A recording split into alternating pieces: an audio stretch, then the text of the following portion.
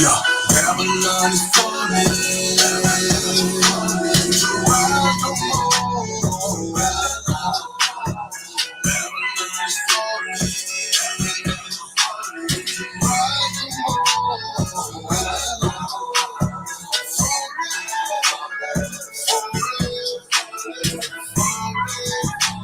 To rise no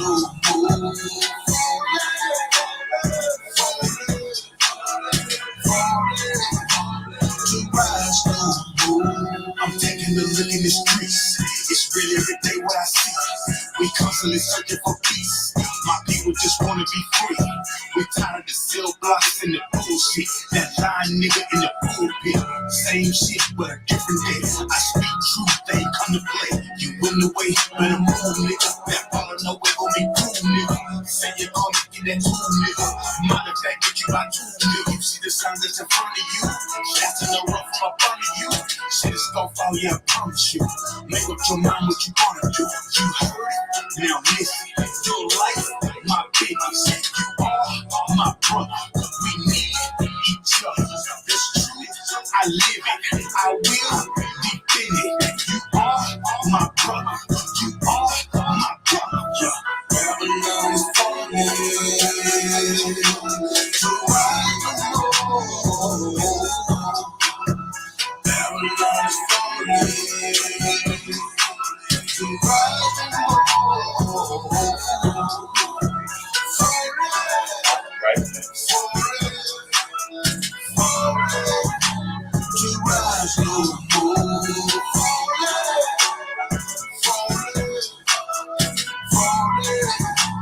To rise no more. My brother. Get your hands up, it's a war now. Take a good look at this world. It's time to go hard, don't be scared now. I know you're feeling the stress. Look on your face, saying I need some help. But we made it happen with less. You in my blood, I feel what you felt. Distrusting in every corner. Every day I feel like alone. Keeping the faith, that is my armor. This is a test, but nothing can harm you. Don't be scared of truth when you hear it. Don't compromise your spirits. Don't be trying to live like these white folks. Don't be trying to chill with these white folks. Brotherhood is a weapon, and that's the shit that I stand for. If you keep the law and live it, now you and it I stand for. Got no time for that fake shit. That shit I can't stand, bro. Still believe in that flag. So what the hell do you stand for? Babylon is falling. To rise no more. Babylon is falling. To rise no more.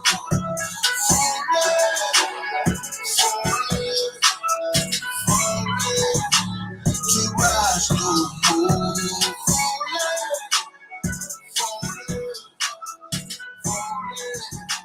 To rise no more.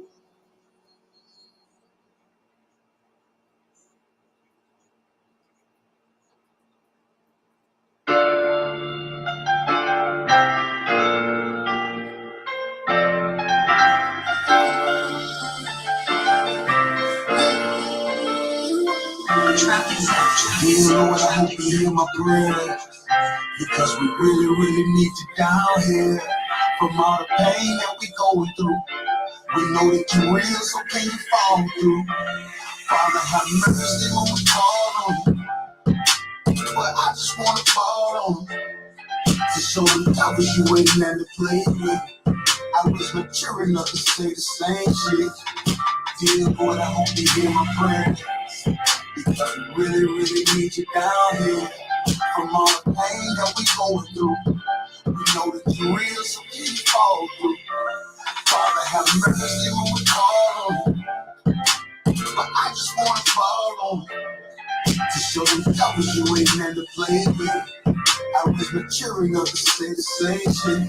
I know you're asking for this change in your life. You ain't living it right because you dug it at night.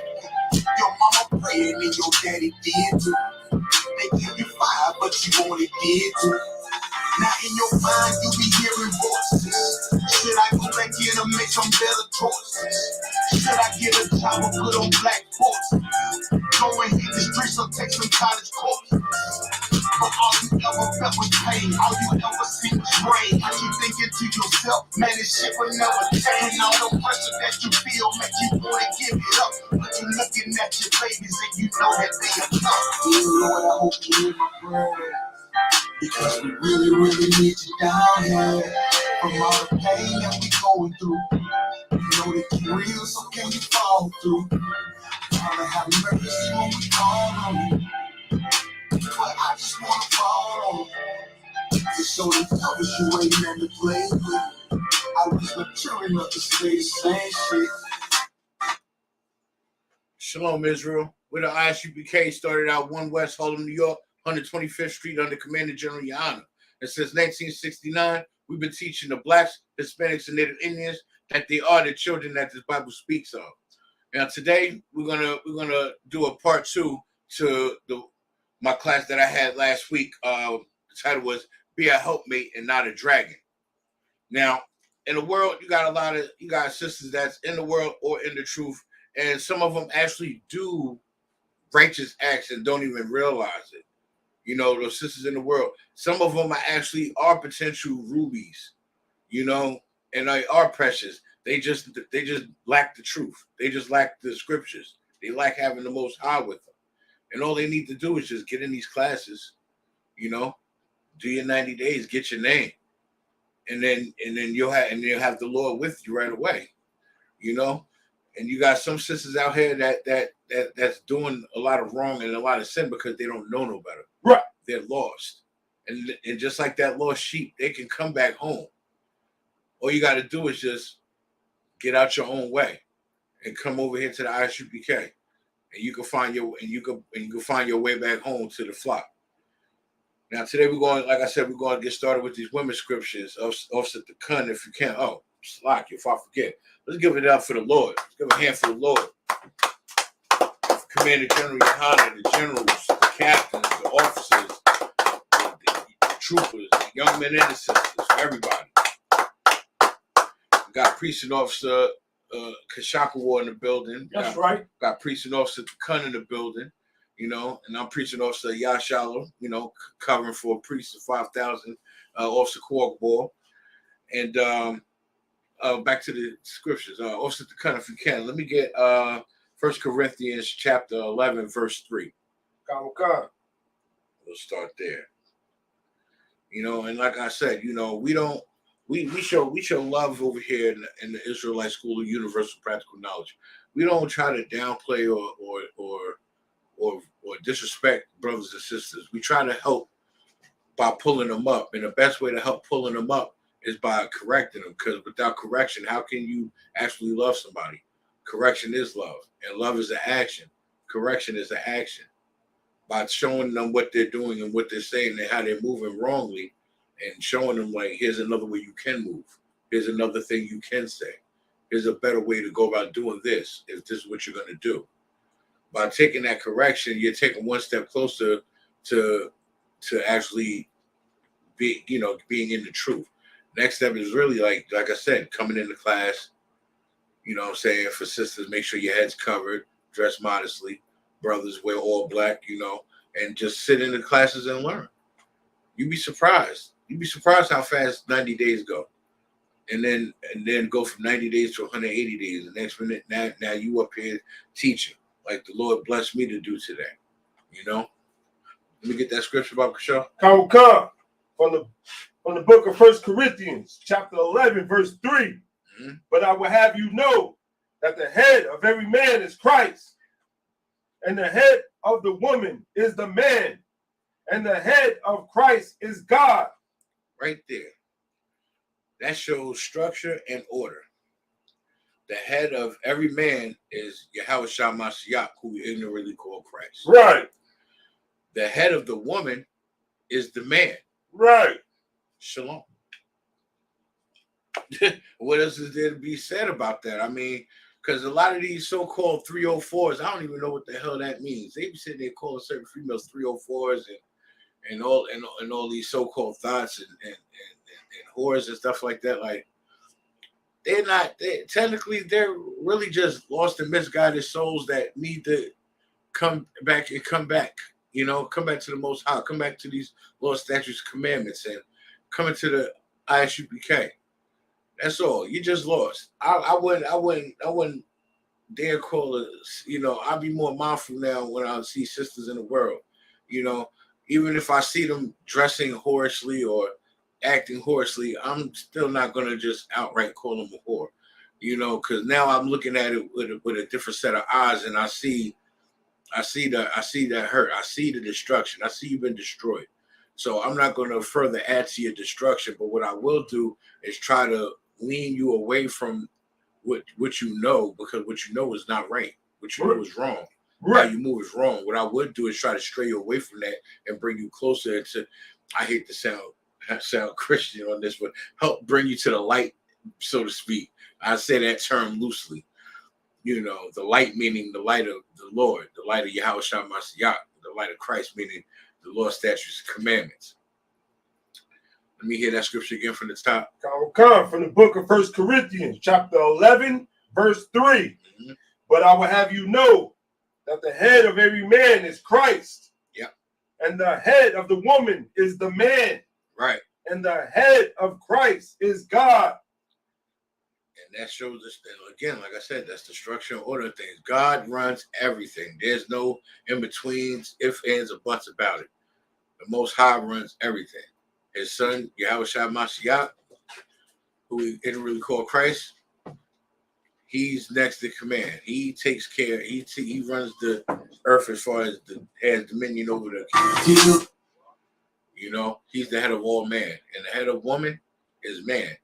Sisters, y'all have husbands at home, treat them with the respect and the honor that you would want to treat the Lord. You were supposed to look at him like you would look at Christ. Treat your husband like you would treat Christ. Call him Lord. When he asks you to do something, say, Khan, I don't want Khan. That means yes, Lord, yes. If more sisters would say that, but so much more men would want to do more, wouldn't they, Kashab? I mean, I would. If your wife or wives would just Khan, I don't want Khan more, wouldn't that just put a smile in your heart? I mean, go ahead. It's like if I man, any man well, I know any real man would love to have their wives just Khan out of one Khan and obey the order. Any man I know that, and the men above me, they taught me well. They want to hear Khan out of one Khan. That's right. And that's the gist of it. Most High Christ. Oh man, you know, we just need our sisters to be a little bit more obedient. You know, follow these law, statutes, commandments, and listen to the man more.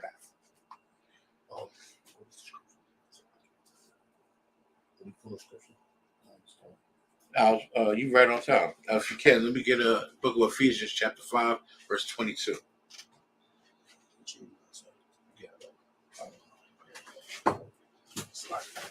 It's like you said, Ephesians? Yeah, chapter 5, verse 22. Oh, Lord of Christ, warrior. It's like make sure all phones on mute. Come. You know when you're ready, sir. Come, no sweat. Whenever you're ready. From the book of Ephesians, chapter 5, verse 22.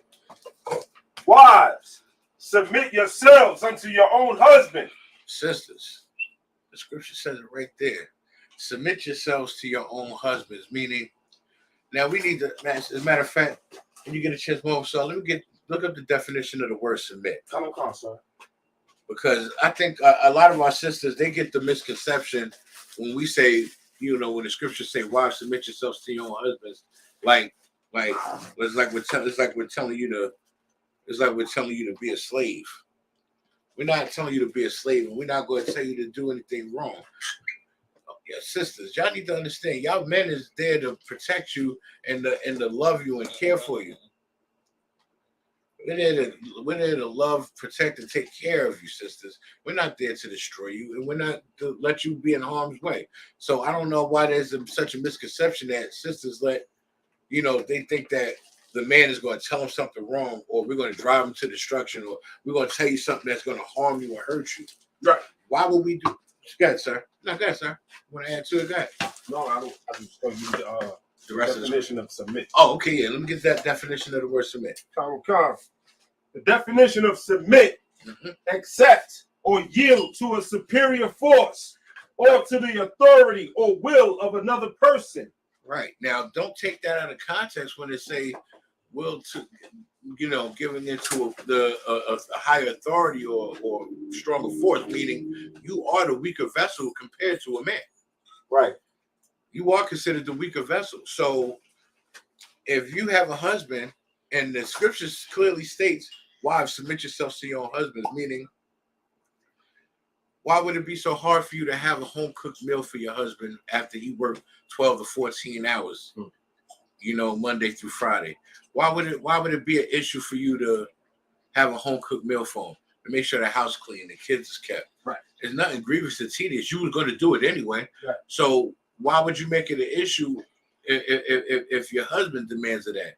If he's going to sit there and pay the bills and take care of you and provide any and everything else that you require or anything that you desire, why wouldn't you submit yourself to your husband? And there's more to it than just submitting yourself to your husband. It's like you're submitting yourself to your family. You're you sacrificing the selfishness and the stubbornness to be a good wife, to be a good mother. Wouldn't you want to keep your house clean? Wouldn't you want to keep your kids kept well and dressed good and properly groomed? Right. Because your family is a representation of you. Right. When your husband goes out there to work, he represents the family. He represents that household when he's going to work, when he's going to slave. You are a representation of him. You are, and your kids are a reflection of both of you. So in order to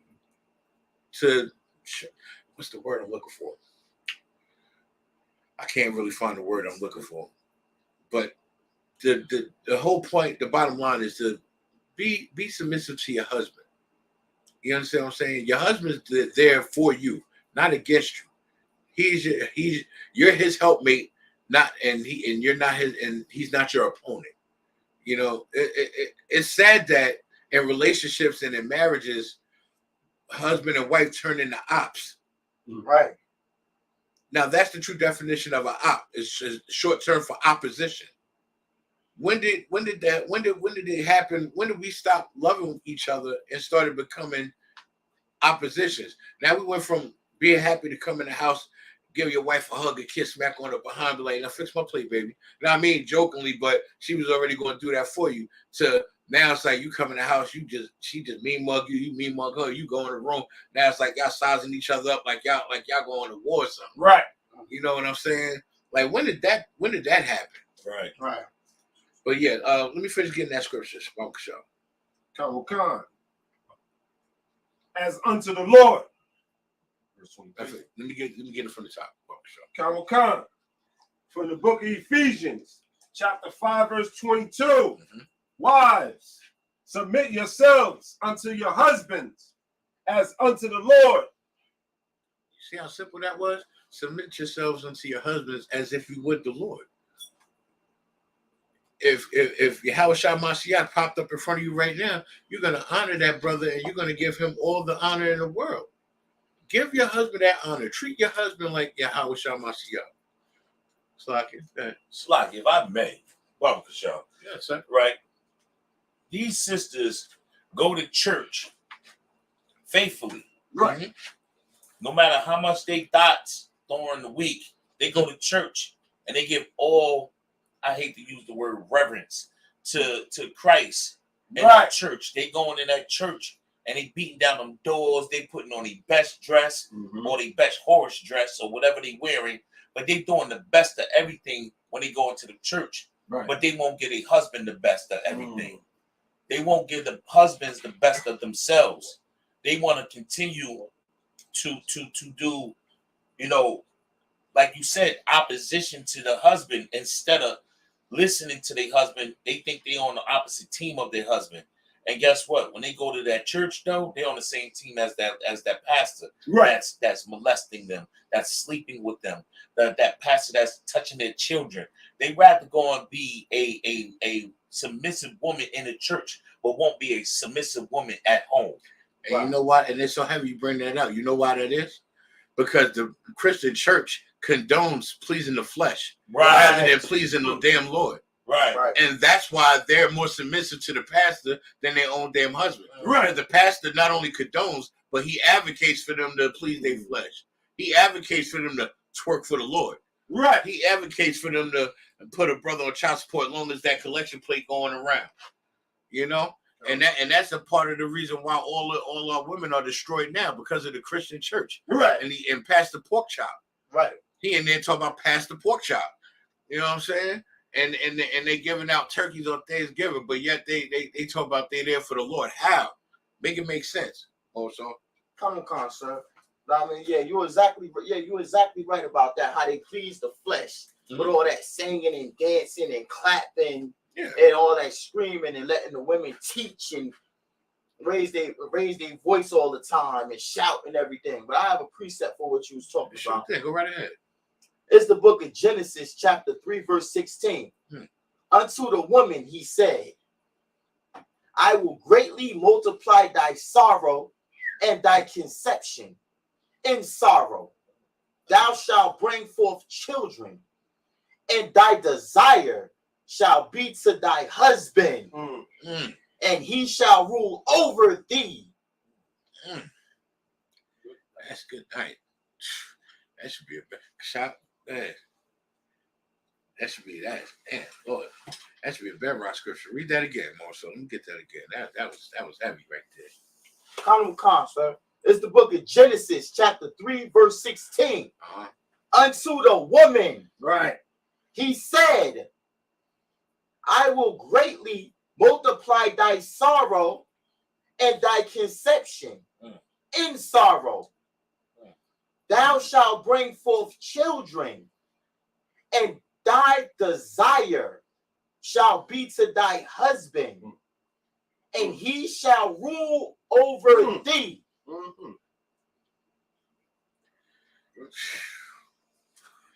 Wow, all y'all gotta do is just listen. And submit yourselves to your own husband. And this is the Lord telling the woman that, sir. Right. Now, and that's so heavy you break that out. That's wild for that, more so. Like, if you're not going to listen to the Lord, you definitely ain't going to listen to the man. If the Lord telling you to submit yourself to your husband, and it's like I brought out in the other class, if you serve the Lord's statutes, commandments, and judgments, you will be rewarded. If you don't keep the Lord's statutes, commandments, and judgments, you will be rewarded. Sisters, that goes especially for y'all. If y'all don't want to honor thy husband and respect him and take care of him in the household, then what good is it? You know, you might as well just write your own funeral, your own eulogy, because like you're killing yourself spiritually. Like you sit there and do the presses ceremony, and y'all want to walk down the aisle and put a ring on and things of that nature, but y'all don't want to abide by it. And the whole thing is, sex is marriage. Y'all have to understand and come to terms with the fact that sex is marriage. Not putting on a ring, not having a ceremony or anything like that, but the actual act of intercourse is what consummates the marriage. Because after the I do's, they say, now go consummate your marriage, meaning go make it concrete by coming together. That's the only way you make the marriage complete. Sex. Baba Kashar, if you can, let me get 1 Corinthians chapter 14, verse 34, Baba Kashar. Come. And if you can, Baba Kashar, can I get Proverbs, the 31st chapter? Gotcha. Water. Sweat. It's like y'all the ones you said 14? 14, verse 34. Come. Proverbs 31 and what, sir? 10. And more so, when you get a chance, let me get the book of 1 Timothy chapter 2, verse 11. Come, sir. It's the book of Proverbs, chapter 31, verse 10. Who can find a virtuous woman? Who out here can find a virtuous woman? It's like we got to go through a bag of rocks to find one gem in there that shines brighter than them rocks. You know, and it's crazy. Some sisters were born to and born and raised to be gems and rubies, but these days we have to create them. Right. We have to go through these bag of rocks and be like, you know what? I like this rock right here. I'm gonna finally tune this rock, and I'm gonna shape this rock, and I'm gonna turn this rock into a daggone gem and a jewel and a ruby. Right. And that's what we do. We deal with the don't wants and the have nots, because we are the don't wants and the have nots. As a people, we are the nation not desired. Right. Matter of fact, somebody pull that Zephaniah 2:1 for me. Real quick. Let me finish this. Come on. For her price is above rubies. Sisters, y'all need to understand, y'all are supposed to be worth more than rubies and gems and diamonds and pearls. Y'all supposed to be, we're the salt of the earth, right?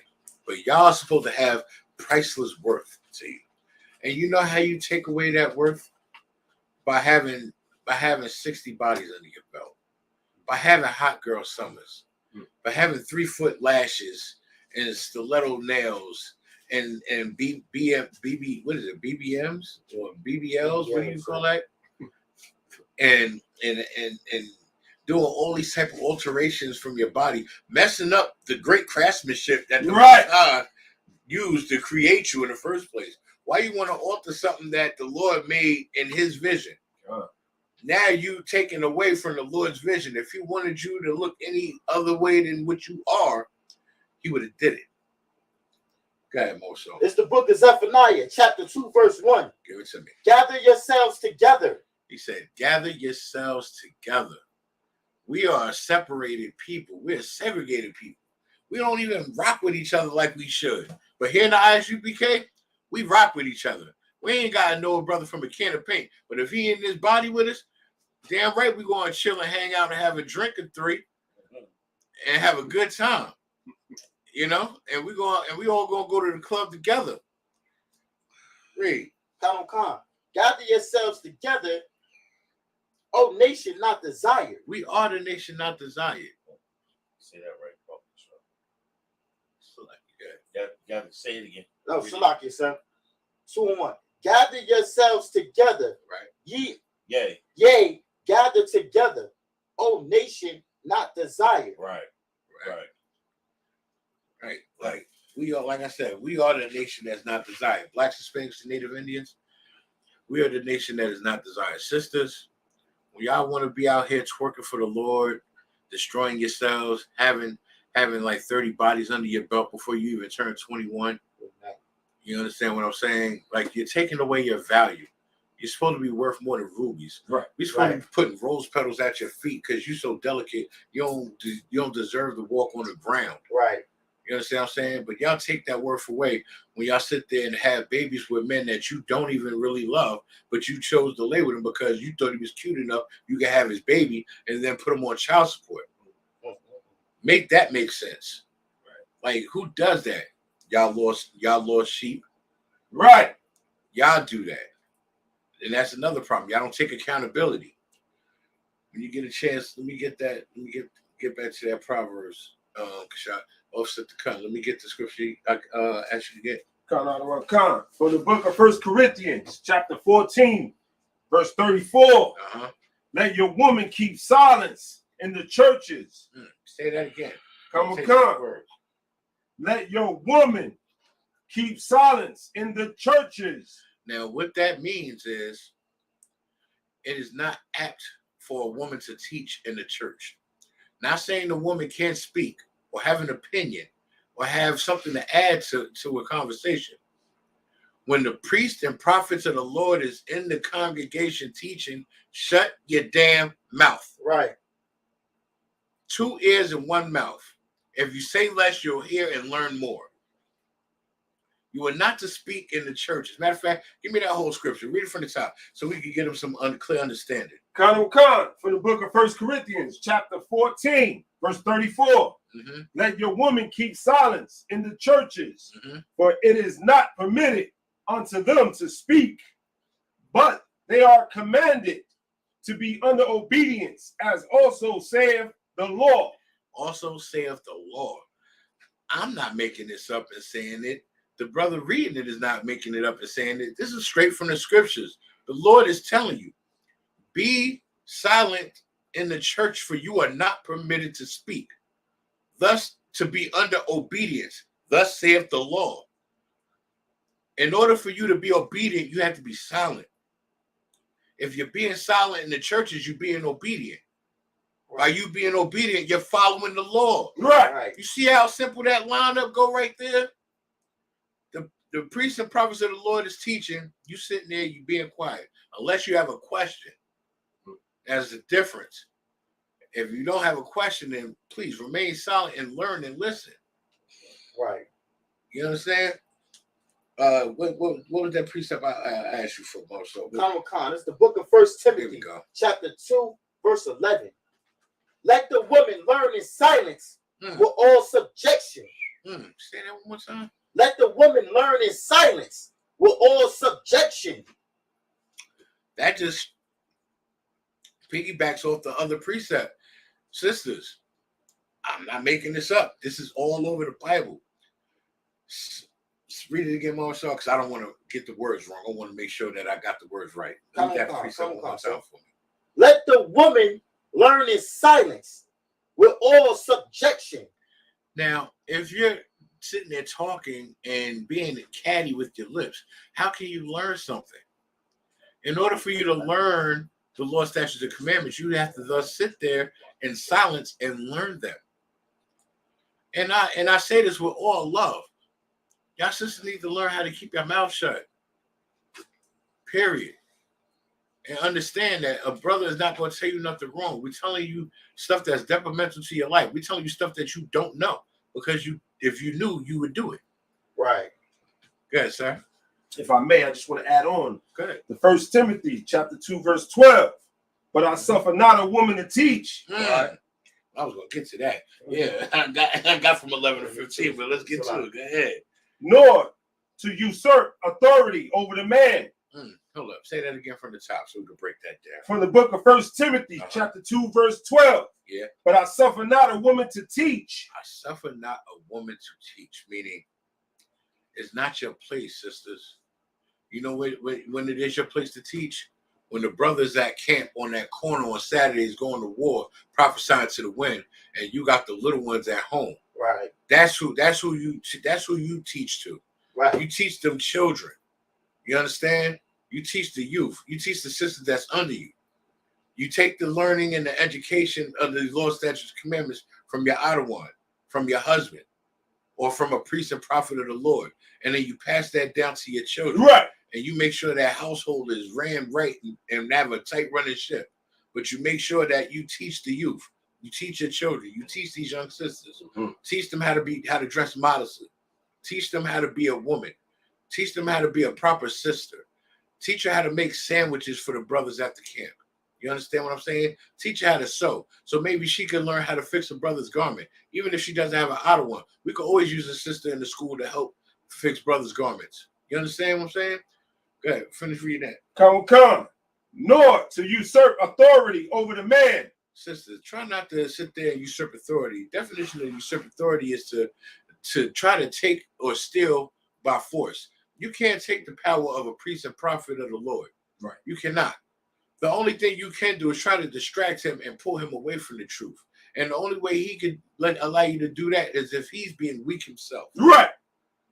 So, sisters, do not try to take authority from the man. Know your place. We all have a place in this world. And we have to know our place and know our role and play it well in order to keep this thing going.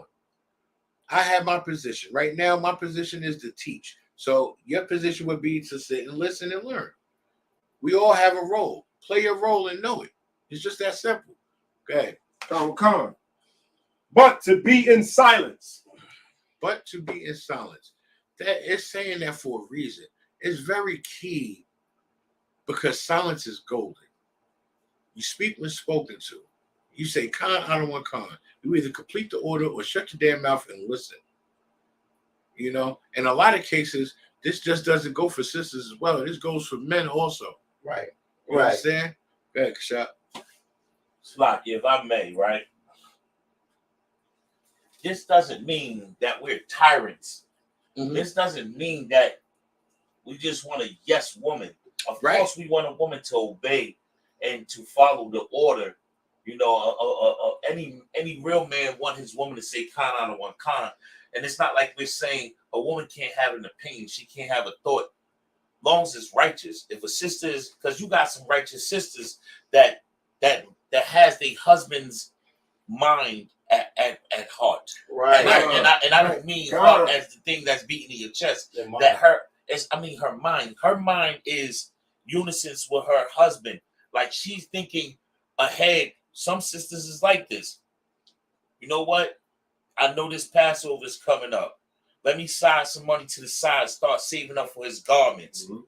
And she's already preparing for Passover already next year. Mhm. She's already preparing for whatever high holy day, or she's already preparing before you can even say, hey, look, I want you to cook something for the brothers for the feast day. She already went and picked it up, the lamb. She already went and picked up that lamb. Right. She already picked up that good old curry chicken. She already started preparing it. She already got the seasonings already together. See, that's a sister that's after her own husband's mind. Right. So he don't even have to say it because he's already done. Right. You understand what I'm saying? And then more so over, you have then the husband is able to be more to his woman. He shows her more love, more Right. care, because she's already after his own heart, meaning after his mind.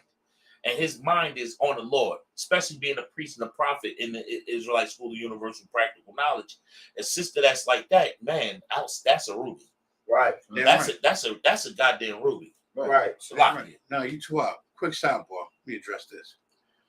For the person in the chat, yeah, gluttony is a sin, but you know what else is a sin? Being a tender, moist bitch. That's also a sin too.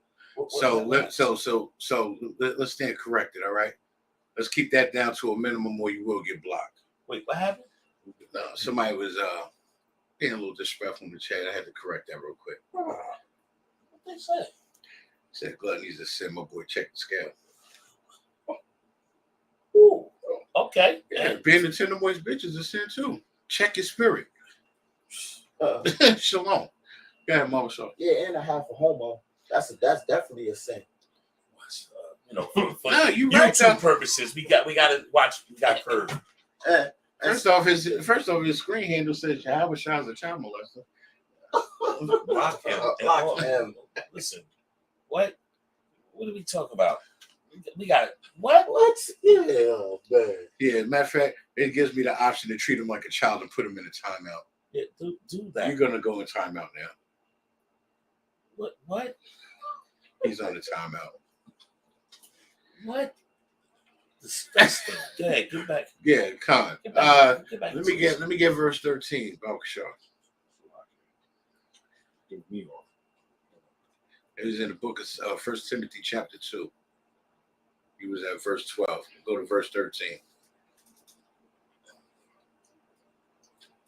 Come. You want me to take it, sir? Come, please. Come. The book of 1 Timothy, chapter 2, verse 13. Yeah. For Adam was first formed, then Eve. Right. And Adam was not deceived. See, and it's so heavy with this precept because I've been seeing a lot of podcasts, and these so-called empowerment, these so-called sisters of empowerment, there's this one sister sit there trying to say, she sit there trying to say that that woman was created first, and she read the Bible, and she's saying it's nonsense, but she ain't really reading, because if she did, she would have came across these precepts right here. And for these lost and misguided sisters, like I said, y'all do what y'all do because y'all don't know no better. Y'all just lost. Come to the ISUPK. We'll help you find your way back. I guarantee it. Yeah, Moso. Yeah, come, sir. And this is in the New Testament. Oh, yeah. So, you know, for everybody that said, well, y'all was just all in the old. It's all in the New Testament too, sir. Yeah, and that's for y'all Christian folks too, to say we only deal with the Old Testament. And I'm giving it to you from the Old and the New, because the Old Testament gave us the laws. the New Testament reiterates the Old Testament and just gives us proper instruction on how to follow and keep them. There's no difference. It's all together. That was it for that for 13. Salaki, sir. Nah, we got a little bit more. Okay. Right. Shout out for Goyala and Coach Trench Baby in the chat. Thank for joining the class. Come on, sir. What's our credits? I mean, and Adam was not deceived, but the woman being deceived was in the transgression. Say that part again. But the woman being deceived was in the transgression. Right. The fact that she allowed the so-called serpent to, or the person to be in her ear to throw her off track from what she was told to do is part of the transgression in itself. She was told, you could go all over here, just stay away from this tree that's over here. Don't touch this tree over here. But you could do everything else. And she let somebody get in her ear and say, you can go mess with that tree. Right. Who is he to tell you you can't mess with that tree? Right. If you mess with that tree, do you know that you will have all the knowledge in the world? You know, and that's the problem with women today. Somebody be in your ear and gas you up, put the battery in your back, and you'll run off of what that person said instead of listening to the one that you rocking with and dealing with, telling you what to do. And he's not telling you what to do to tell you what to do. He's telling you what to do because apparently you didn't know what to do. So he's just letting you know, do this. If you're not clear, I'll help you understand. If you don't know what to do here, I'm gonna tell you what to do. So you know moving forward. We're only telling you to help you and to help make you better. We're not telling you because we're such tyrants and or we got control issues. No, we're telling you because maybe we might know something that you don't. We're telling you because maybe we know better and you don't. Or maybe you just don't know and I do, and I'm gonna help you and I'm gonna make sure you know as well. Might want to take that into consideration, sisters. Let me get verse 14. Come on, sir. Come on. Verse 14. And Adam was not deceived, but the woman being deceived was in the transgression. That's it on that. Come on, sir. Yeah, now Adam wasn't deceived. Eve was deceived. And like it was said, that was in the transgression. However, Adam was doing good up until he allowed Eve to deceive him. Right. Go to verse 15. Come on. Notwithstanding, she shall be saved in childbearing if they continue in the faith and charity and holiness with sobriety. Read that again from the top. Come on.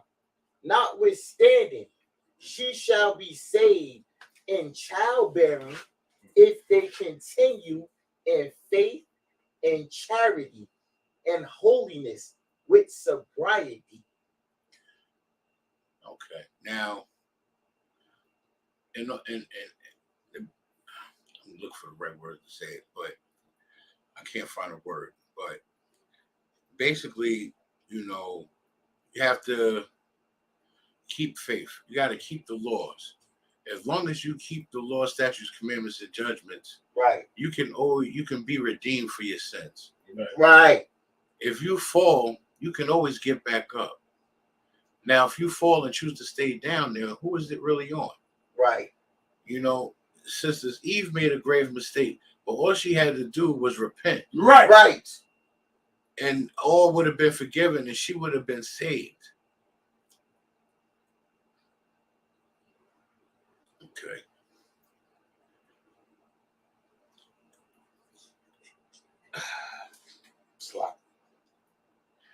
Trying to find out.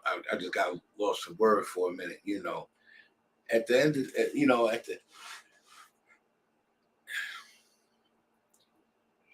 we all fall, and we all make mistakes when we don't know no better.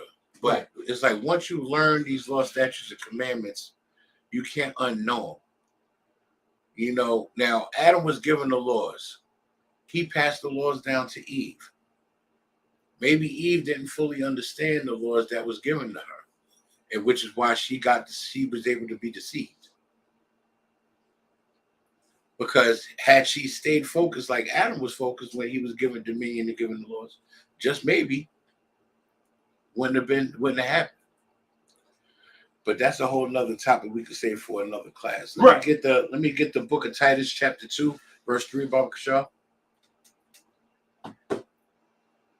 From the book of Titus, chapter 2, verse 3. Salaki, if I may. Yeah. And that's heavy too, sir. You know, we got sisters out here like Kiki Palmer shaking it up on Usher when she's married with a whole child, and that's all part of the discretion. She transgressed against her own husband, and that's sad. You right about that, sir.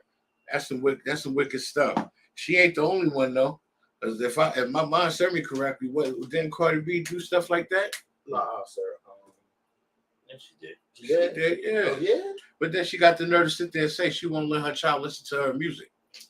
But she's sitting here letting out all of our children hear her music though. Go ahead, Shop. Fuck it. Cardi B was a female stripper and sold the box before she got into the industry. Right. This is the actual fact, and I can speak for it because I know people that was in that same circle with her, and it's not me. No, you know, I was in the music, messing with the music, and people that mess with the music know her personally. She was a Tatiana, like the rest of them. And as far as you know, who's her husband? Offset. I believe, yeah. Offset is her husband, but she was out there shaking that tail and doing all that, you know, that dot stuff out in the world, right? Shaking her tail on people and stuff like that while she was married to a man. You got to remember, once sex is marriage, right? And sex being marriage, when you go dancing in a club with your girlfriends, having a girls' night out, and you dancing sexually onto some man, right? You are betraying your husband at that very moment. Right. A woman is betraying her husband because guess what? You have a husband. You're going to have a girls' nights out. You want to go have drinks, mimosas, and whatever you're drinking. Right? The moment you start dancing, now dancing is okay, you're dancing. But when you start dancing provocatively, when you start dancing sexually onto a man, a woman start dancing, she is making her husband look very bad. That's right. She's not making herself look like she's making herself look like an unwed woman. Right. Like she's free. Right. She's free to do this. She's free to dance. You're not. Right. You have a husband. You're having sex with him. You have a child together. It doesn't matter. You laid with this man. That is your husband. Right. You are disgracing your husband. Right. The moment you start doing anything like that. And those what you're saying is heavy. Those scoreboards said the same thing, and she was getting paid to do it. Who was getting paid? Cardi. Oh, of course. But Kiki Palmer, she was doing it for free. Good. She was doing it for free. And they might have been getting paid too. Slack. Sure, you got a whole bunch of sisters that was out there doing that stuff, selling themselves short. Like Lizzo. You know what I mean? She's not an ugly sister, but they paying her to put all her business out in the street, out there dressing provocatively. Don't nobody want to see all that. I'll be honest with you. No. I mean, some men love it. Don't get me wrong. Some men do love it. I ain't gonna lie. However, that don't mean that the world got to see it. You know what I mean? That's supposed to be for the bedroom. They ain't supposed to be for the man. You doing shows, you got your cheeks all out. You know what I mean? You got the yams loose. Like, why? Hello. Yeah, you know what? You're right, sir. Ciara was at the daggone red carpet with her husband, and she had these little yams all out, see through everything. I mean, she ain't got much, but shit, she let it all out. Salaki. Salaki, if I may. Go ahead. Right, you know, what's sad and disgusting is these people the ones that's famous, the ones with all this fame and all this money, they feel that they can go out in public and dress like whores. Right. And their husbands be okay with it. Their husbands be okay with their women dressing like whores in the streets. Jay-Z, his wife dressed very provocative for her shows. You can name any actress that's in the game or any Rihanna, one of the most provocative women in the game. She dressed Little Kim at one time. Yeah, do you want better? Gabrielle Union ass was out at the red carpet with Taraji P. Henson while D. Wade was at home castrating his son. Good night. Yeah. Shalom. Yeah, go ahead, Mama Shaw. Con, sir. Yeah, so all these, I got a preset for all these sisters that dress provocative or whatever the case may be. It's the book of Proverbs, chapter 7, verse 10. And behold, there met him a woman with the attire of a harlot. There you go. And a subtile heart. Say that again from the top. I don't think they heard you. It's the book of Proverbs, chapter 7, verse 10. And behold, there met him a woman with the attire of an harlot. And you know what? That sums these sisters up out here at these red carpet events and stuff, dressing like harlots. Y'all got whole husbands at home, and y'all coming out here dressing like you just turned 21 and you ready to start living life. Oh, good night. Y'all sisters in the world, y'all need to stop it. Please, let it go. I think you better let it go. Let it go. Y'all out here dressing like harlots, and you know who's watching? The youth. That's right. These little sisters that's in the world that don't know you, but they see you on TV, and they want to mimic what they see. Y'all paving the way for 11, 12, 13-year-old girls out here to dress like harlots. You understand what I'm saying? And some of them are not. These kids these days, they're not built like the kids from my era, my generation. You know, when we was growing up, we looked at our age. These kids coming up these days don't look their age. I got nieces that don't look their age. They look grown. Right. They about to get grown men. They about to get grown men shot in the streets for looking at them, trying to talk to them. They is underage, but they built like their mama. You understand what I'm saying? Like, we got to have more consideration to teach these young ladies to dress and be like and conduct themselves like ladies. Right. Dress more modestly, because if not, you can't be mad when your daughter come home and say somebody touched her or something happened to her. You let her go out in the streets. You let her go out dressed like that because you dress like that. Right. So what kind of example are you setting? Like, let's be real here. Like, what kind of example is y'all setting letting your daughters dress like harlots? Hell, for the brothers that got wives, why y'all letting them go out dressed like harlots? You understand what I'm saying? And then you can't be mad. This why we got all the promiscuity and stuff going on out there as it is now. Sisters thinking they can do what they want. They going out here, sleeping with other men, and they coming back and kissing their husband in the mouth after there's blue rod. Talk about, I miss you, I love you. Really? Come on. We know what happens because I know sisters that's done it. Go ahead, Mo. So. Sir. And then you know we be having close to what? I believe 400 or 500,000 sisters going missing a year. That's not reported. Like that's been going on. I believe 500,000 of them been going missing since I believe 2017 all the way up to now. Let's go a step further. Those are the numbers that they accumulated when they started counting. Yeah, when What about the numbers that they didn't know of because they wasn't thinking of counting? Right. So, sir, I'm trying to think of. I remember. I'm trying to wonder how many of them probably was dressed provocatively, coming out the club. Well, to be honest with you, a lot of them wasn't dressed provocatively because they were so young. They just got snatched up off the playgrounds. It was a band of children that got kidnapped out in the outskirts of Philly, right? They did get recovered by the U.S. Marshals not too long after, but look how easy it is for the children to get abducted, and they get abducted by pedophiles. Again, a situation they're trying to push that P into the agenda. But I don't want to get off track. Let me get back to the scripture. You got it, sir? God. Book of Titus, chapter 2, verse 3. From the book of Titus, chapter 2, verse 3.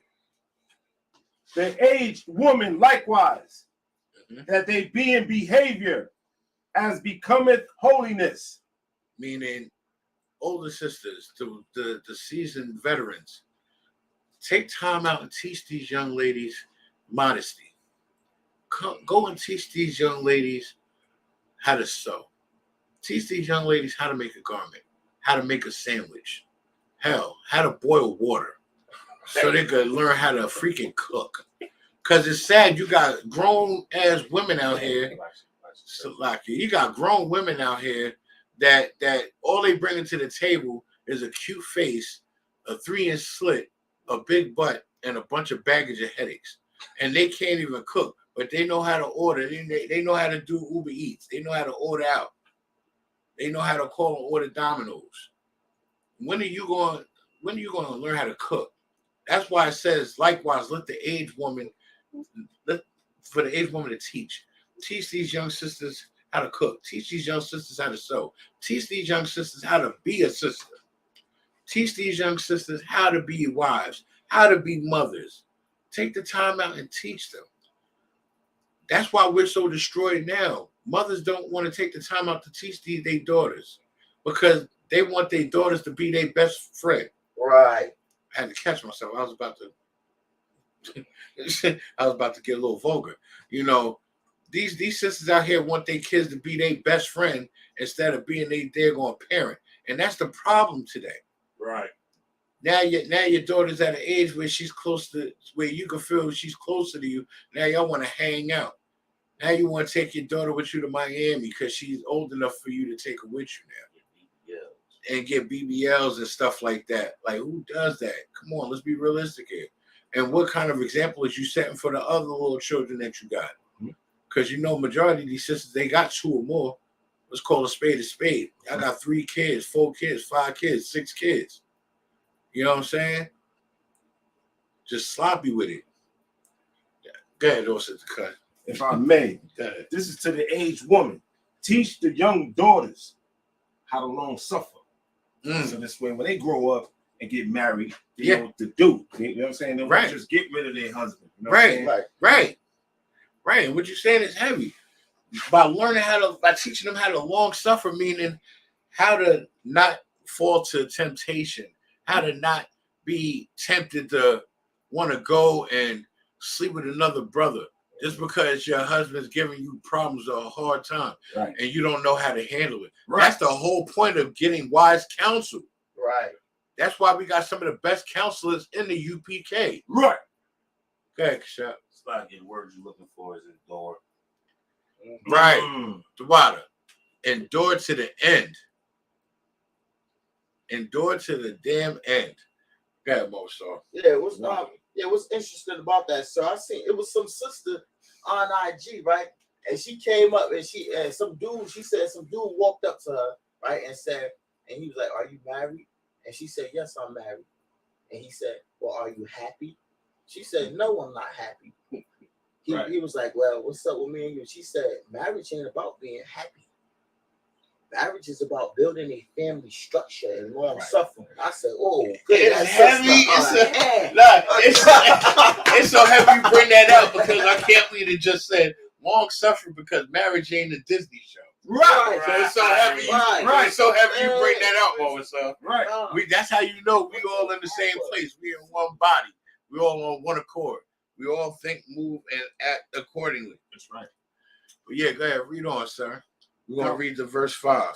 Khan, not false accusers. Right. Meaning, not like these chatty women out here, housewives of Atlanta and all of that. You know what I mean? Sitting there running their mouth, starting rumors, things of that nature, being flat out haters. Or like the worst case, those married sisters that got those single friends. Right.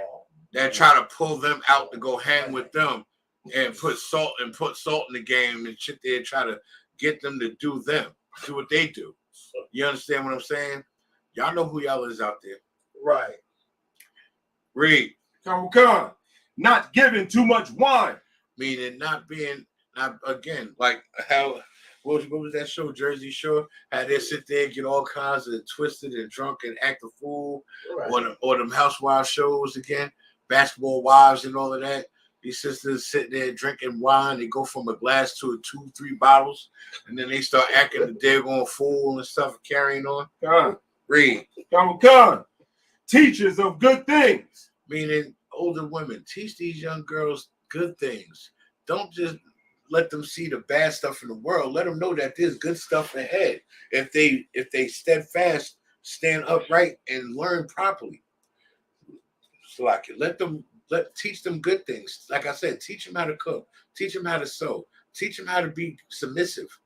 Let's start there. Because if you teach them those key things right there, and then teach them how to listen to their outer one, especially if he's a priest or prophet for the Lord.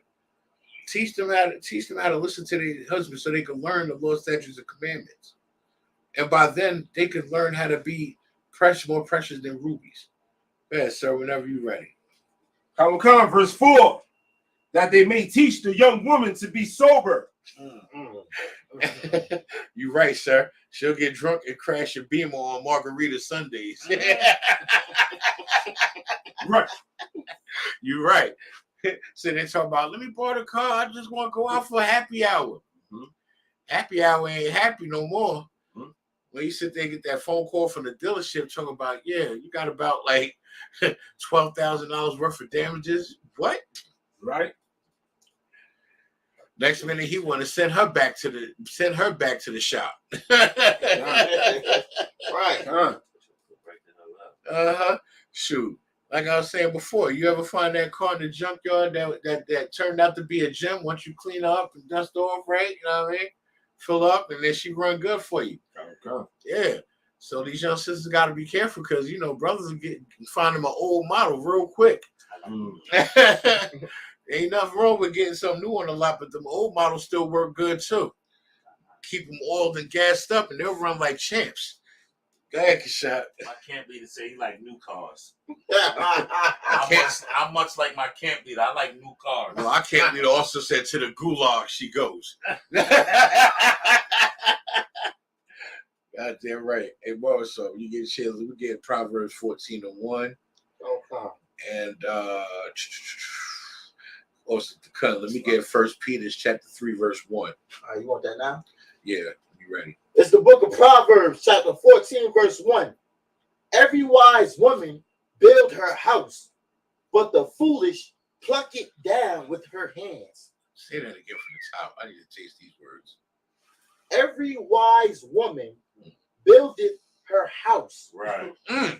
but the foolish pluck it down with her hands. Meaning, a wise woman, a submissive woman, a good, strong woman that listens to her man and follow those Lord statutes and commandments, she builds a mansion.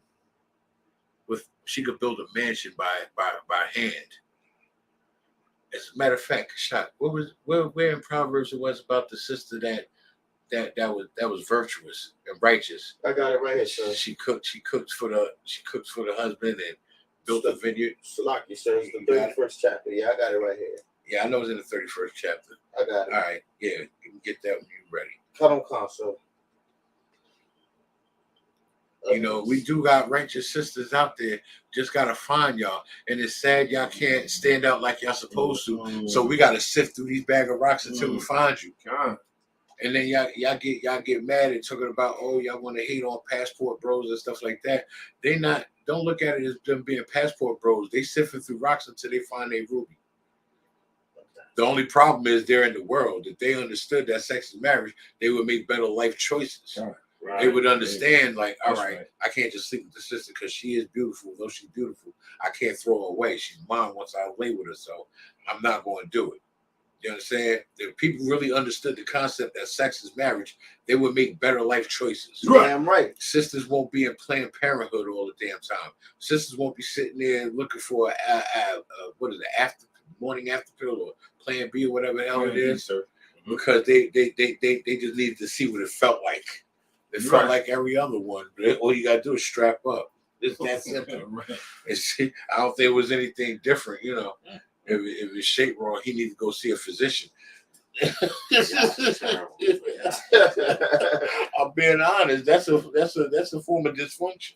But anywho, go ahead, Marvin. Come on, sir. All right, I got it right here. Now, do you want to go from 10 and bring it to 16, or you want to go? Well, from Shop 15 read to 10. He read 10 already. Let's start from 15. Let's work it down. All right, come. She riseth. It's the book of Proverbs, chapter 31, verse 15. She riseth also while it is yet night. Right. And giveth meat to her household. Right. Meaning she's on her grind before the house is even awakened right now. She's grinding, hustling, and bustling. And not only that, she's already going to have the food on the damn table. Right. Because she's that damn righteous. She's getting to that bag.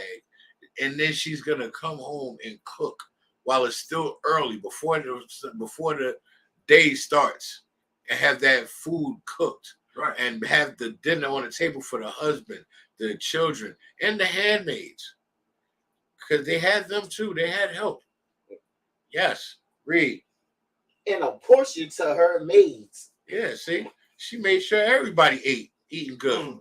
That's what you call a virtuous woman. Ain't she a hustler? That's right. Yeah, read on, Mama Son. Got on concept. She considered a field and buy it. She considered buying a field just so she can expand the land and the landmass and the wealth for the household. That's right. She's putting in work. The husband still asleep. He ain't wake up yet. She's considering buying a field. By the time he wake up, she done expanded the property. He wake up, she got breakfast on the table. He like, good morning. Such a good wife. And she was like, yeah, I just bought a field. I'm about to grow some crops, and we're about to increase this right here. You don't mind? Do you out of one?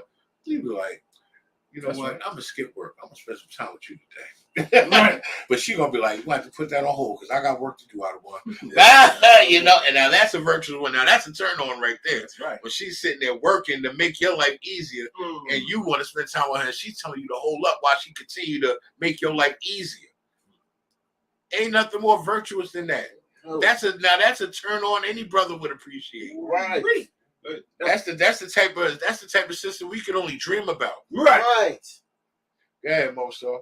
Con. She considered a field and buy it with the fruit of her hands. That's right. That means with her hard-earned money that she worked. She ain't sit there and say, I was considering buying a field then. I wanted to know if you could give me the funds for no. She said, you know what? I like this field on this hill over here. I'm going to go. I just made some extra money this month. Right. You know what? I'm going to buy that field. I'm going to surprise my Ottawa and Right. buy that field, and I'm going to grow some crops on it, and he's going to love it because I'm going to make it glorious. You know what? We need 5 of you. I need a few of you. Go ahead, read, boss. Yeah, get out of here.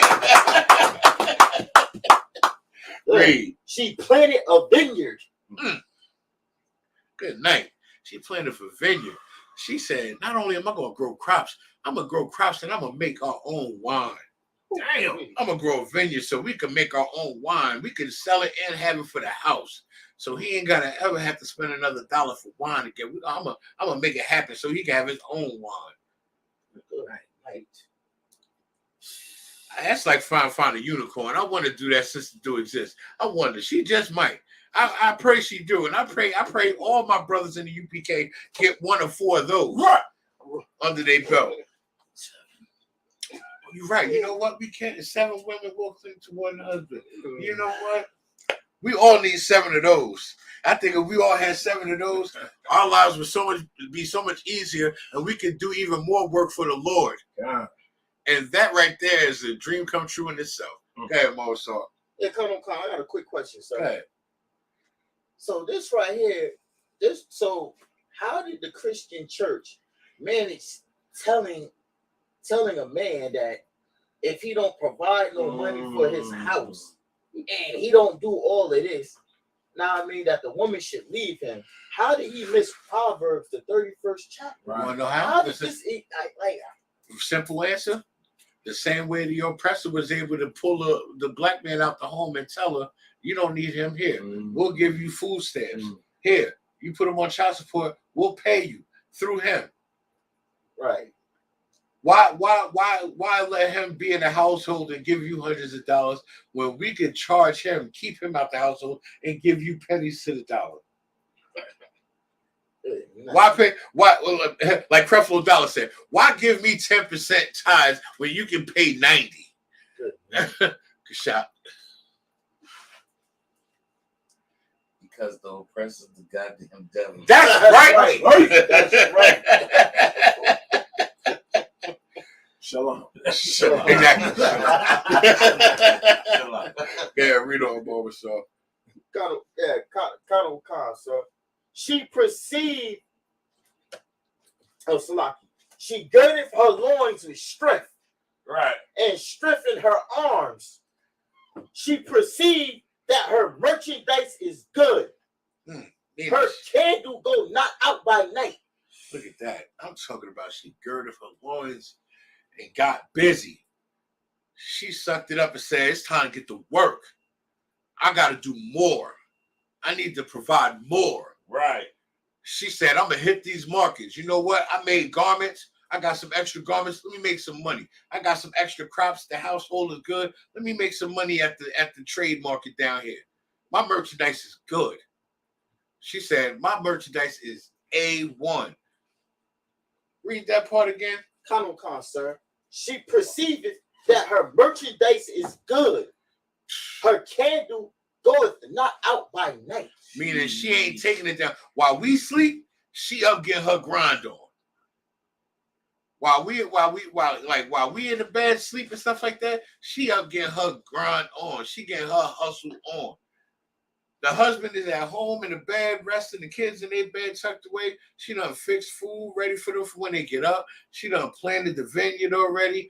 Now she at the trade market talking about, yeah, I got these garments for sale. I got this, I got that. And her merchandise is A1 because she good with her hands. She know what she doing. She a hard worker. I know one of these sisters exists. I can only pray that I will ever so meet one of these righteous women one day. Lord, allow it. I pray all of us come across that one virtuous sister. Right. I'll know because I'll see it in y'all actions. Right. I'll see it in y'all faces. I'll see it when you be resting easy, talking about, yeah, I ain't gotta go to work this month, bro. Don't you worry about it. You good. I got this. You know what I mean? I'll know it when you constantly be happy and ain't stressed out. You understand what I'm saying?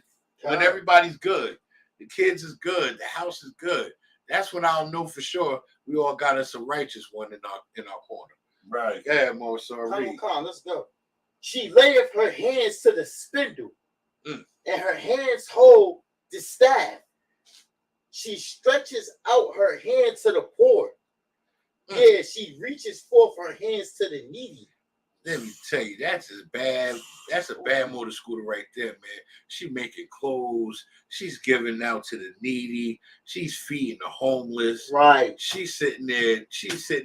Basically, she's doing clothing drives, food drives. You know what I'm saying? She's selling garments and produce. Like she is. I'm starting to feel like this woman don't even exist. She sounds too good to be true. That righteous sister starting to sound too good to be true. Like, do she really exist? Like, good night. What? Like, do that woman even exist? Will she take care of everything? I ain't got to do nothing. I can sleep. Lord.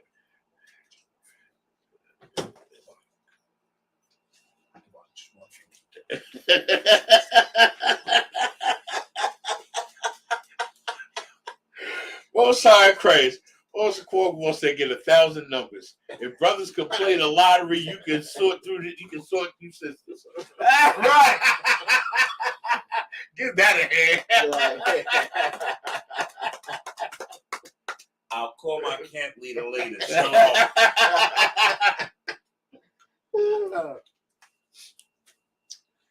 Man, this is. I don't know about 1,000 numbers, but I got about a handful lately. So let's get started. You know what I'm saying? I got a date on Monday.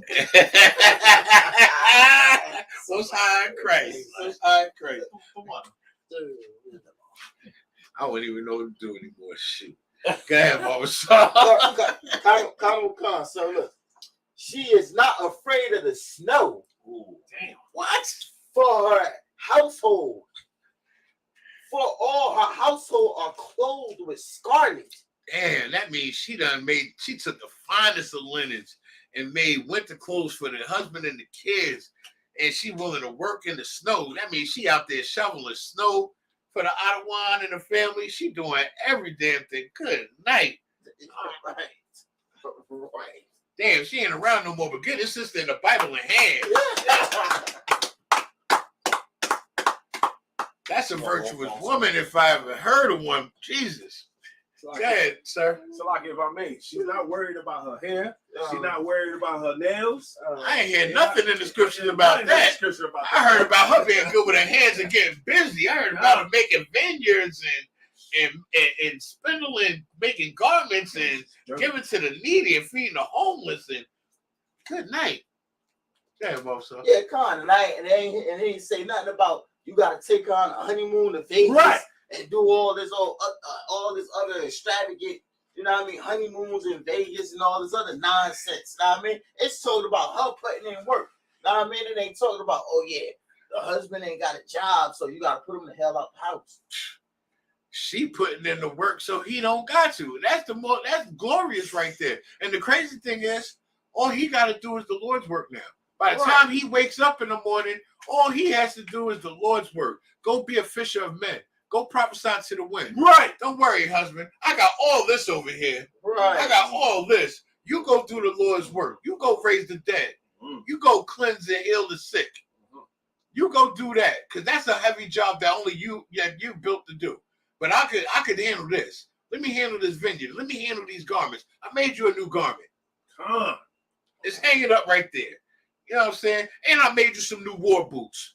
Right. I had some extra time after all of this. I still made you some boots. Right over there with the new garment. Shalom. Go ahead, Baba Shaw. Yeah, Khan, sir. And this right here is the sister's duty. You know, you get them fake Israelite sisters, they want to teach the Bible and they want to tell you everything. This right here describes what the hell your role is. Not trying to pull precepts. Well, at the same time, you also got to let them know that is explaining that this is your role, but that is not a bad role to play. No, not at all. You are playing a key and essential role in your husband's life by being the go-to. You're being the GOAT basically because you're doing everything. You're putting in the work. You're making life easier for him and your family and your children. And you're making it possible for him to be able to do more as far as going out to do the Lord's work. Right. He's able to go out and really do his Father's work. You're making it possible for the Lord to really shine upon him. Right. And by the Lord shining upon him, y'all will further be blessed. Right. That's right. Because you'll be blessed through him. Right. Hey, read on. Khan, sir. Khan. She making herself covering in tapestry.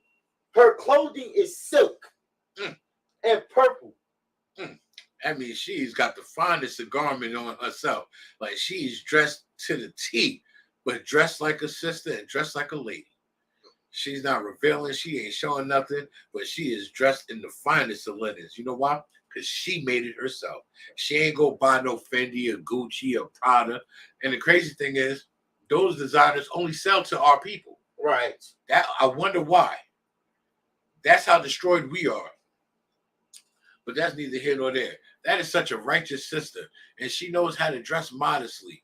And she's teaching it to the children. And she's still putting in all that work to where she's taking care of the husband, the kids, the handmaids, and she's taking care of the market. Because she's making sure her goods is A1. Right. So when she's making money down there to bring back to the husband, she know that everybody in town's going to be wearing her garments. Everybody in town's going to be using her produce because her merch is good. Her merch is organic, it's real, it's authentic. Go ahead, boss. So I guess this right here kills the notion that, you know, all the women stayed at home and just chilled while all the men went out and worked. You know what? I'm glad you said that. This is a message for y'all sisters that thought being a housewife was only about being in a house and being barefoot and pregnant. You want to go to work? Go to work. Go to work like this righteous sister. Go put some real work in, though. Go put some work in and bring me my money. Right. Go bring the husband, bring it home to daddy. Make it all. Right. You want to make $1 million? Make 2. Right. And bring it home. So I can show you what's going to be done with it. I'm going to go do the Lord's work, but I need you to take care of all of this. That's what you do. You be that righteous and glorious sister. It's nothing to it. Okay, sir. If I may, bring that money back Uh-huh. and allow the husband to pay his tithes. Goddamn right. Bring the money back to daddy so daddy can pay those tithes. That's right. And continue prophesying to the wind and being a Right. fisher of men and doing the Lord's work and helping to build up a school. Right. Bring that money home so daddy could build a school for his brothers. Right. And for the Lord. Right. So we could build an altar for the Most High. So we could put it together and have these feast days. So we could keep the Lord's traditions. So we could have the world prepared for when Yahawashi Mashiach returns. That's right. Yeah, read on. Come on, concept. Her husband is known in the gates.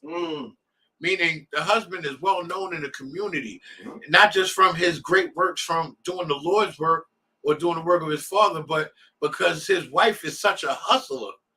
He's well known through the gates because of her great merchandise.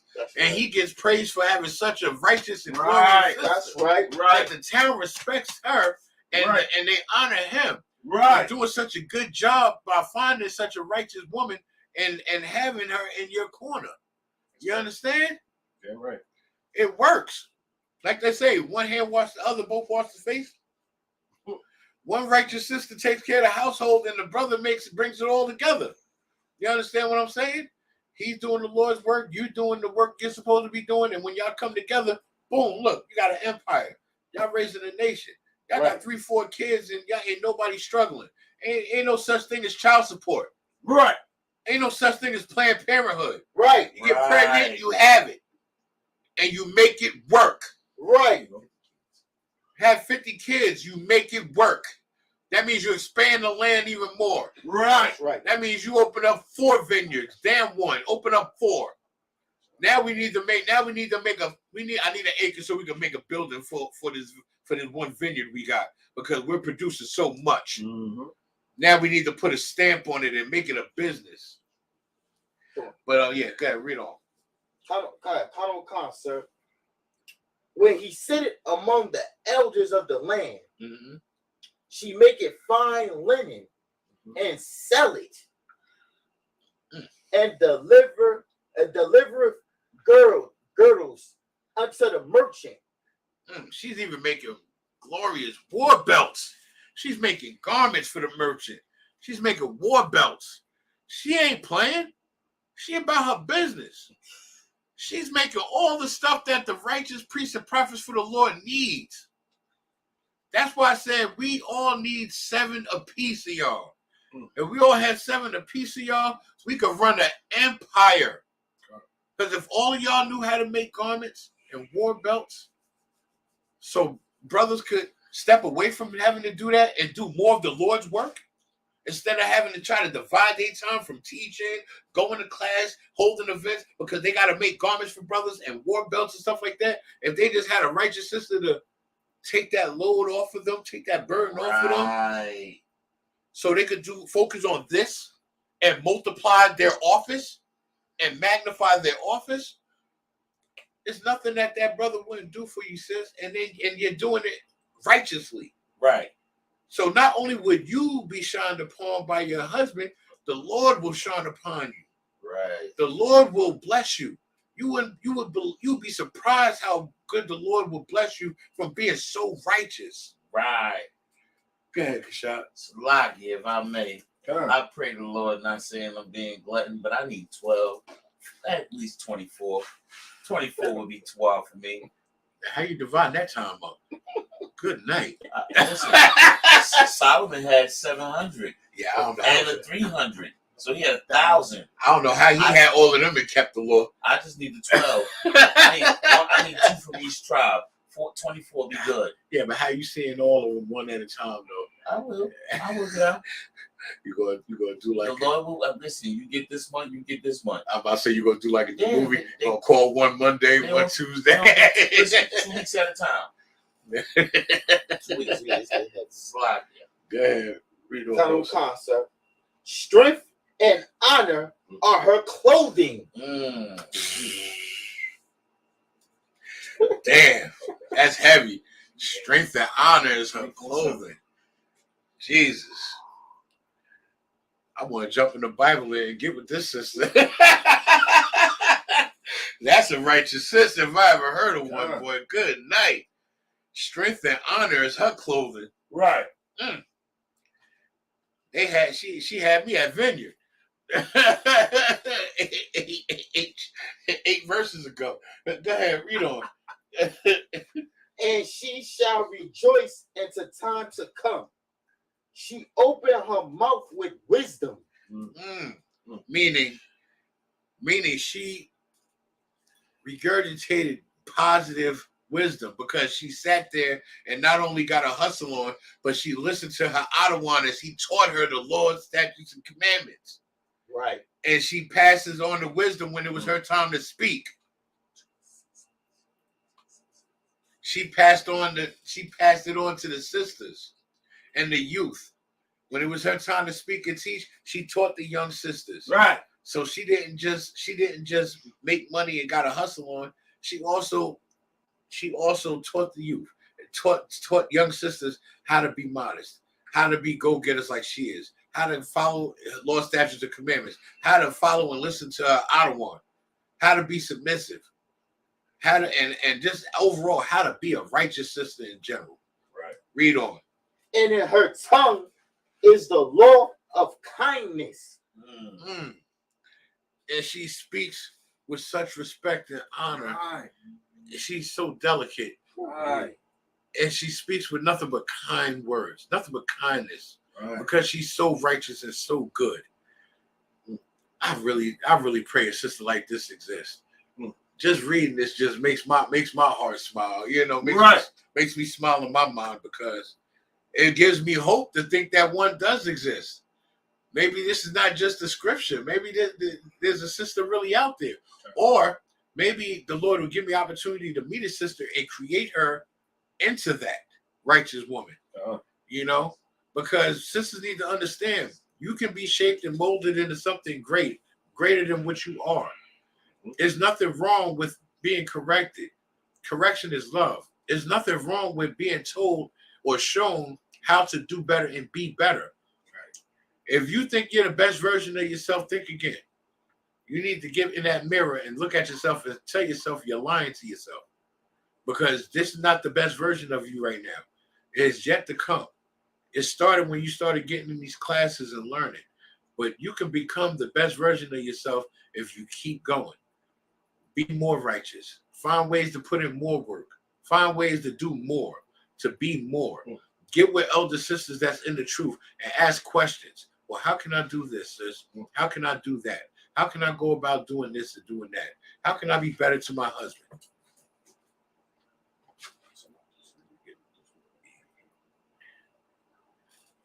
You know, it's like learning how to be more righteous and learning how to be more virtuous. And that sister right there, she's teaching the young sisters exactly that, and how to do that and how to be that. And that is and that right there is a gift in itself. When y'all ready, let me know. You got more in that moment, so? Yeah, there's a whole lot on this, right? All right, let's get to it. Come. She looketh well to the ways of her household, and eateth not the bread of idleness. Idleness. Meaning Lazy. right. Meaning that sister, she didn't just sit on her hands.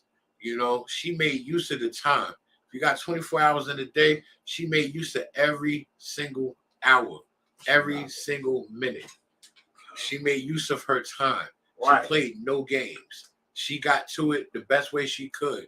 And if she had idle time, she found ways to do more. She found something else to do. Sisters, find something more. Find something else to do. You could do more and be more. Do it. Right. Don't hesitate. Don't question yourself. Don't second guess yourself. Go do it. And do it diligently. And let me be clear. I'm talking about being righteous. Don't go being a thought. Don't go being a whore. Don't go do hot girl summer 40 going north. No. Go be righteous. Go learn how to sew. Go take a cooking class. Hell, take a shop class. You can learn how to make a barrier around a vineyard. You can get you some land and start growing crops. Right. And you'll learn from shop class how to make a barrier around it to protect your crops from outside creatures. Learn something. Do more. But do. Don't just talk about it. Go do it. Read. Come on. Her children arise up and call her blessed. Right. Her husband also. And he praised her. Right. He praised her for the great works that she's done, because all she's been doing is working and doing more and doing positive. And also from our camp leader says, you know, when a man tells you to shut the F up, it's a positive thing. Maybe he's trying to spare you from putting your foot in your mouth. Right. You understand? Correction is love.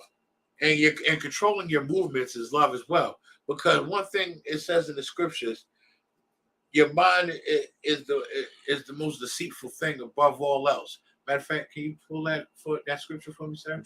The mind is the most deceitful among all things. Said you want what? Also, the cunt's gonna pull it. The mind is the most deceitful among all things. Because like, you know, men tell women all the time, men deal with logic and reason, and women deal off emotions. Like, women you can't feel your way through life. You have to use your logic brain. When you say you're leading with your heart, you're leading with your brain. It's not really your heart. Your heart pumps blood. Go ahead, Officer Takun, you got it? Come from the book of Jeremiah, chapter 17, verse 9. Yep, there it is. The heart is deceitful above all things. The heart, meaning your mind, is deceitful above all things, because your mind will play tricks on you. Right. And if you got a demon on you, that's even worse, because your mind will tell you one thing. You're saying, I need to go right. Everything is telling me to go right. And I see I need to go right, but my brain's telling me to go left. Right. Don't let your brain tell you to go left if everything's telling you to go right. Go right. It's just that simple. It's clean, cut, and dry. Is more on that? Come. Go ahead. And desperately wicked. Who can know it? Question mark. Exactly. Your mind is the most deceitful thing above all things. And you said, what's that second part again? Come. Who can know it? And what's right before that? And desperately wicked. And is desperately wicked. Your mind will think of some of the most sick, sadistic things. Like, if you sit there and let your mind idle for a few minutes, I'm quite sure you can think of some pretty sick and twisted things in your mind in less than 5 minutes. Right. Hell, I'll give you 30 seconds so you can come up with some real quick, twisted stuff in your mind. And that's why it says the mind is the most deceitful thing, and it's the most wicked thing, because your mind will have you do something very heinous and wicked to something or somebody else. And if you don't control it, you'll end up like these people that's lost out here and destroyed and in jail, or even worse, in the grave, because they did something so wicked that they regret later. You understand what I'm saying? Go ahead, read on. You got more than that? That's it. All right. Hey, read on more, so. Come, sir. Many daughters have done virtuously, but thou excellest them all. Say that. Read that again. Many daughters have done virtuously, but thou excellest them all. All right, basically what it's saying, what the scripture is saying, that Yeah. many daughters were righteous and did well, but she is the example of excellence. That righteous sister is the example, the epitome of excellence, because she goes above and beyond. Right. Every step of the way, or every facet, she goes above and beyond. Being a mother, she goes above and beyond. Being a wife, she goes above and beyond. Being a businesswoman, she goes above and beyond. Being a house, as far as a groundskeeper for a household, she goes above and beyond. Everything that she do, she goes above and beyond. She sets the bar, and it's up to these young sisters out here that she also taught to keep that bar high. Right. Don't drop your standards. Don't drop that. Don't drop what makes you great and virtuous, because you want to settle for something that seems good. You understand what I'm saying? Right. Don't drop your value for something that looks good for that minute. It's like a flash in the pan. You see a flash. What was that? Right. Don't fall for that flash, because you still got something cooking in that pan. Don't fall for the flash. Pay attention to what's cooking in that pan. You whipping something up. Whip it up. Read. Come on, sir. Favor is deceitful, and beauty is vain. That's heavy. That's heavy. Read that again. Favor is deceitful, and beauty is vain. I'd rather owe somebody money than a favor. Right. Because a favor could lead you into some type of destruction of some sort. A favor could lead you in prison or in a grave. You know, that's why a gift destroys the heart. And beauty is vain, because beauty is only skin deep. But what is the person behind that beauty? What are you about? What are you really about beyond that pretty face and that beautiful body of yours? Right. Like, what else do you have to offer? What are you bringing to the table? Right. Like, what are you really offering a man other than a beautiful body, a pretty face, and a mean body count? You understand what I'm saying? Right. You gave up your value 30, 40 men ago. Like, you're only 24, but you gave up your value like 40 men ago. Like, come on. What are we really talking about here? And this is why, and you know what? Even though he was in the world, Kevin Samuels said some real stuff to these sisters. Like, these sisters had these expectations. They like an 8 in the body, but like a 4 in the face, right? But they sit there talking about they want their man to make $100K a year, this, that, and the third. When you was just dealing with the drug dealer around the corner for $40 in a bodega sandwich, but you want a $100K man to take care of you, and your 3-4 kids. Because you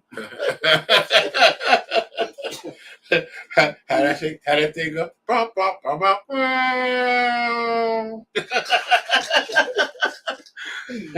Try again. For real. Read. Come, sir.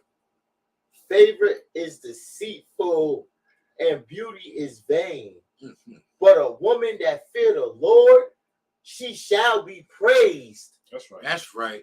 Because of a sister that's virtuous and so righteous and takes care of her husband and good to her husband and good to the family, and not only that, she's also good to the brethren and she's good to the community, and she's God fearing, and she keeps those law, statutes, and commandments and puts in that work like she's supposed to. The Lord will praise her. The Lord will further to bless her, and bless the family, and bless the husband, because she made it so easy for him to go be a fisher of men, prophesy to the wind, and raise the dead.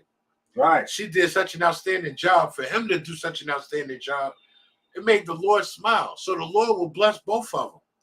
The Lord will bless her, and the Lord will definitely bless him. But these sisters out here in the world, they don't understand that concept. And I pray that they watch this class and they might take notes and get some type of idea of what it means to be virtuous, what it means to be righteous, what it means to be a good woman, period. Read. Come, sir. Give her Give her of the fruit of her hands, and let her own works be praised in the gates. Meaning, she's working hard with her hands so diligently, so effortless and endlessly, to the point where it's not just positively affecting her household.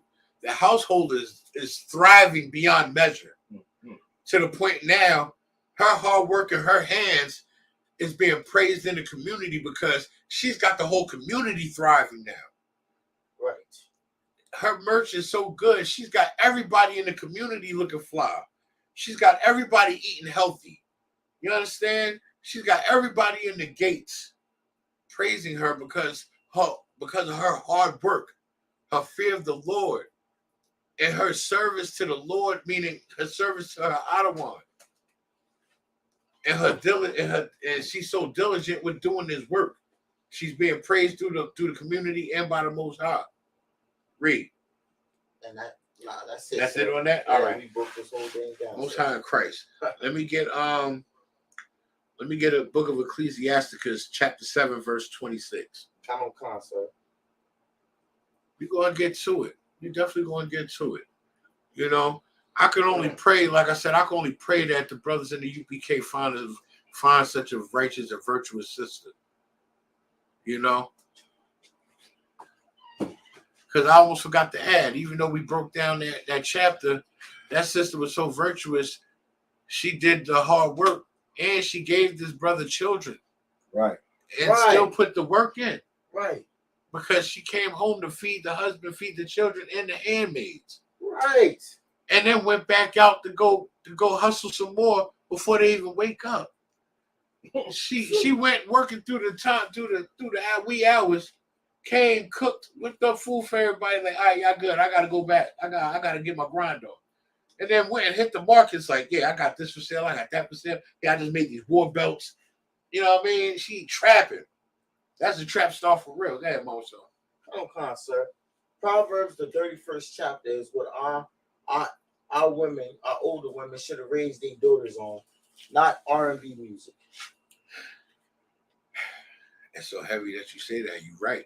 You know, sisters grew up on Mary J. Blige and Erykah Badu and Jill Scott and all them other slurs of the music industry. Right. You know what I mean? All them destroyed right. industry. Instead of teaching them about Proverbs, the 31st chapter. Yeah, I mean, because like they say, there's no pamphlet on how to raise a child. It's right here in the scripture. If you'd have raised your daughter this way right here, right, she would have grew up to be a very virtuous woman, and she would have been bad as hell. She wouldn't have grew up that got kidnapped, or she wouldn't have grew up that had sex with everybody in the goddamn neighborhood from county to county. What you bring out is heavy. What you bring out is heavy.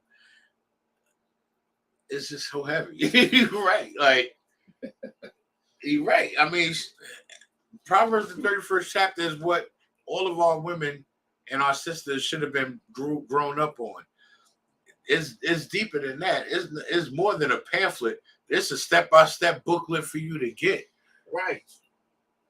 It's a step-by-step booklet for the sisters and a handbook and guide and manual for the brothers in the world.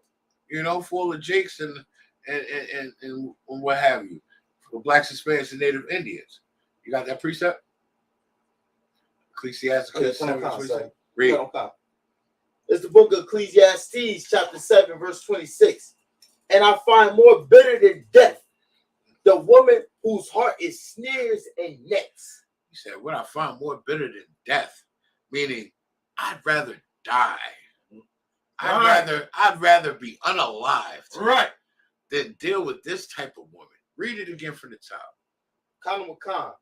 And I find more bitter than death that the woman whose heart is snares and nets. Meaning her mind is filled with snares and nets because she's thinking about how to catch you slipping, how to catch you lacking, how to trap you. You know what? I'm gonna let him squeeze all in me, and I'm gonna have his baby. I'm gonna put him on child support. Right. He about to sign that NBA contract. He about to get drafted to the NFL. I'm about to get him. Right. I'm gonna get him good. He can't do nothing but give me half. And if not, I'm gonna take him for everything he's got. Right. Such wickedness that these sisters think about. Read. And her hands as bands. Whoso pleaseth God shall escape from her. Meaning, if you're a priest and prophet for the Lord and you come across a sister like this, as long as you serving the Lord and you putting your brick in and doing what you need to do, you can escape this woman. And especially with proper wise counsel. Because this is why I appreciate the 1-year rule. This is why the 1-year rule is in place. You need to date a sister from 6 months to a year just to get to know her crazy. Now, it is true. You won't know a woman till you live with them. But at least 6 months to a year give you an idea of what you're dealing with. You still won't fully understand until you live with her. But if you spend time with her dating and courting before you live with her, like even have times where y'all can spend nights with each other, but don't do nothing. You get what I'm saying? Right. Right. So get to see her tendencies. Get to see how she move around when she get up in the morning. See if she lazy, leave stuff laying around. See if she try to leave a pair of underwear or something in your dresser drawer. See if she try to leave some articles of clothing in your house on purpose, so she have an excuse to come stay again. Women to do that. Right. You gotta fill them out. You gotta fill them out. You gotta try them. You know, my brother taught me in the basics. Like you gotta really pay attention and learn how to read a woman, because these women out here to get you. They'll finesse you.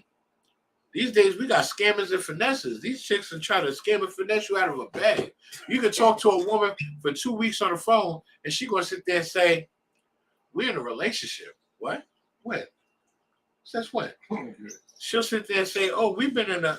You could have been talking to the chick online. "Oh, we've been talking online for 2 months. We in an internet relationship." What? What? What is that? That's their way to try to get it, so they can be like, "I need you to send me some money." I didn't see you before. Slack for me, bitch. I don't know you. Slack. Bitch saves lives. That's a lot there. You right, sir. He said sound like Brittany Renner and PJ Washington. He said she was sitting courtside at his games while he was underage grooming him. Oh snap! You right. I was trying to remember that brother's name. The one that was getting drafted. He ain't even signed on the dotted line yet. Right. Shorty was already trying to get him. Talking about, "Oh, I'm pregnant." Talking about, "Oh, I'm pregnant.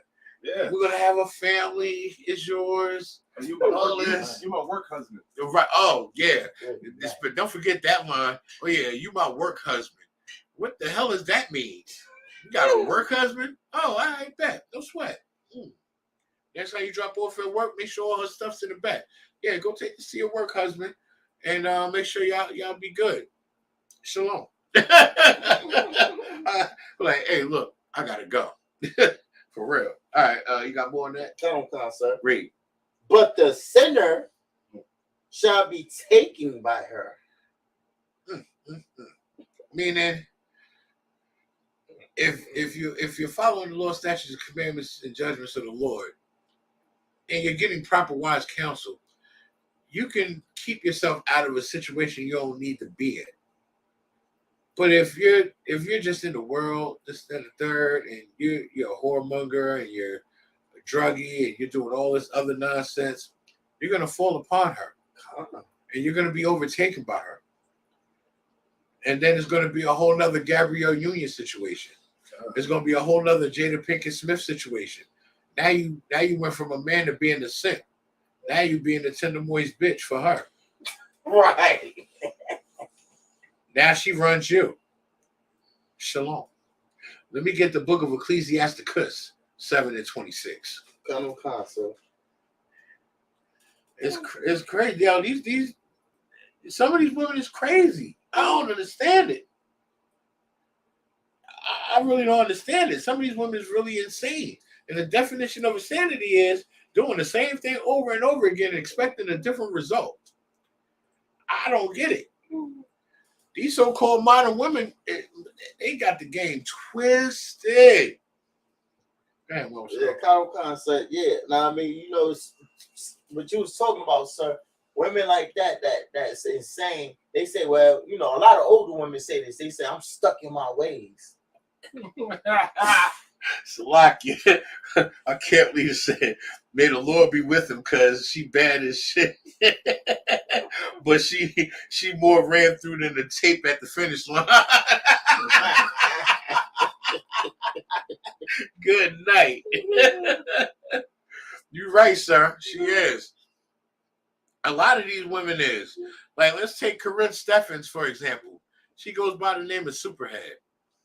Oh, boy. She was such a destroyed creature. She wrote a tell-all book about all the men in the industry that she bopped, right? She was being a friend to Bobby Brown. He wasn't sleeping with her nothing. It was cool. He was going through a situation after Whitney passed away or whatever, and she let him stay at the house. And then she's going to record him while he's asleep in his pajamas on the couch and then trash talk and badmouth him while he's laid out on the couch asleep. He wasn't getting high enough to. And it just shows the type of wicked creatures that we deal with in this world. And it's sad. Like, I feel bad for Bobby Brown. Like, I don't even know why you friends with such a whore anyway, because you'd be surprised who she put in that book. Jay-Z was one of them. Con, let me get that precept. That's the last one. It's the book of Ecclesiasticus, chapter 7, verse 26. Read. Have thou a wife after thy mind. Meaning, can we have a wife after my own mind? Like, can I have a righteous sister like we broke down in the book of Proverbs, 31st chapter? Like, can we have a sister after our own mind? Can we have a sister that's going to con out on one con and actually do the order, follow the order, and not back talk? We'll save that for another episode because that's my time right now. We're the Israelite School of Universal Practical Knowledge. Started out 1 West Harlem, New York, 125th Street under Commander General YAHANNA. And since 1969, we've been teaching the Blacks, Hispanics, and Native Indians that they are the true children that the Bible speaks of. And that is my time, Israel. Shalom. Men of Israel, Amajim.